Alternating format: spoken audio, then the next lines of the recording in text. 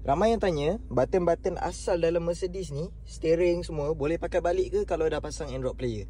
Jawapan dia, boleh. Contoh macam ni, knob tengah ni saya try pakai dekat sini. Kita boleh tukar-tukar view dia. Kita boleh pakai balik. Okay, lepas tu yang dekat steering semua boleh pakai balik lah. Button volume. Okay, lepas tu button call. Tak, jangan keluar. Lepas tu button mute. Lepas tu button end call. Semua boleh pakai balik macam biasalah. Okay, yang knob steering ni, button back pun boleh pakai. Okay, saya tekan back lagi sekali pun boleh. Okay, tak ada masalah. Team ni saya design ikut design Mercedes yang paling latest lah. Yang paling latest ada warna purple. Ini. Okay, So